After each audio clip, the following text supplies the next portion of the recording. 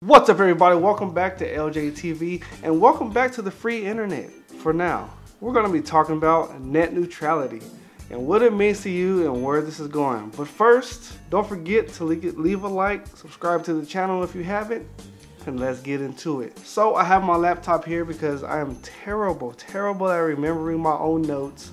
So I'm going to read what I wrote down to try to explain this whole net neutrality thing and make it sensible so you can understand it, because it's a kind of a gray area and a very confusing topic to grasp a hold of. So allow me just to read my notes to you, and I want you guys to comment on this video to let me know how you think it'll affect you or if I got my facts wrong or whatnot. So first, net neutrality. What is it? It makes it so that ISPs treat all data the same, meaning they can't charge by the user what type of content, like Facebook, YouTube, Netflix, what kind of platform, your desktop, laptops, your cell phone, your Xbox, PS4, or attached equipment like your routers or whatever you have. ISP means internet service provider, cannot intentionally block or slow down your internet connection or charge more money for access to specific websites or content. So your internet provider,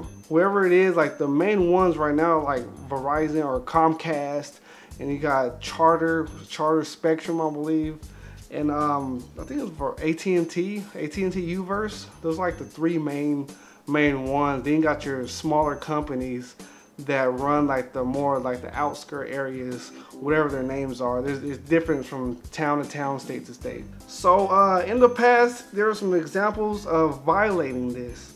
We have Comcast, which is owned by Verizon, throttled or slowed down peer-to-peer file sharing. Peer-to-peer means, like, remember WinMX, Napster, LimeWire? Those are peer-to-peer file sharing services where you downloaded your music and all that. They throttled or slowed down those speeds because it was like they were like losing money over it, so they slowed it down without telling anybody. Another would be the Madison River Communications Company in 2004 was fined $15,000 for blocking customers' access to Vonage, which is a voice over IP service, meaning you can make phone calls like over Wi-Fi. They slowed that down because they were losing money. It was an opposition to them. It was competition, so they slowed it down without telling anybody. And back in July of this year, Verizon was accused of throttling when there were complaints that Netflix and YouTube were slower than usual. So there's a lot of complaints from Verizon. These streaming services, they slowed them down, but they commented that they were conducting network testing. No, they weren't. They were slowing your internet connection down because they don't want you to have free streaming services like that. They want you to pay for that. Even though you pay for it, they want you to pay more to stream it at a fast rate. So now, let's get into the guy behind this, Ljtv. He's the chairman of the FCC. He wants to repeal or get rid of net neutrality. So now we're going to get into what this actually means by getting rid of it, what it means to you, why you should protest against this. All right, getting rid of net neutrality means that large companies like AT&T, Verizon, Comcast can now charge more to access certain websites or just completely block any competitor and just use their own products and services. So if you use a smaller ISP for a cheaper price, like I said, like in some of the outskirt areas, they have, you know, different companies that go out there to get you your internet. Okay, so if they get rid of net neutrality, this is how it's gonna affect you. So if you use a smaller ISP at a cheaper price, that ISP will not have to pay more to use more bandwidth. So that small company usually piggyback on the wire lines of the larger companies to provide you with service. They pay that company for a small amount of bandwidth to provide you with internet service at a cheaper price. So now without net neutrality, they're going to get charged even more money just to get a certain amount of bandwidth. Okay, so now how do you think they're going to pay for it? And it comes out of your pockets. So if they get charged more to get more bandwidth to provide to you, how they're going to pay for it is out of your pockets. You're going to pay for that. So price hike. So we got one going. So now even streaming services like Hulu, Netflix, and Amazon will be affected. So they will have to pay these companies more money to offer you fast streaming for their videos.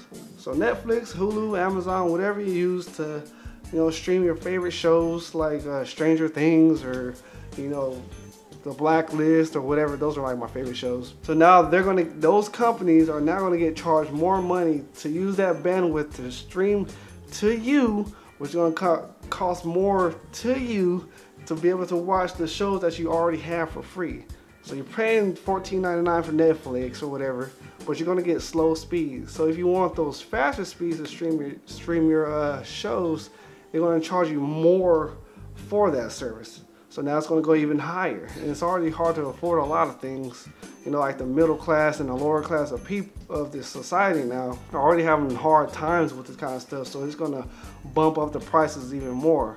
So it's kind of like get rid of the poor, make the wealthier richer, that kind of thing. So now the companies like Amazon, Netflix, Hulu Plus, if they don't want to pay the extra money to the big companies for faster internet to give to you your favorite shows and all that, that would mean now all the shows that you stream on your phone or your TV or whatever you use, you're just gonna get the slow speeds where it buffer and it freezes, and potentially you don't want to watch anything that does that. You get the little circle going around and around and around. You're gonna see a whole lot of that if these companies don't want to pay up. Now to add fuel to the fire, without net neutrality, these large cable companies can now offer tiered packages to even use the apps that you use from a daily basis, like Twitter, Facebook, Instagram, Snapchat or whatever.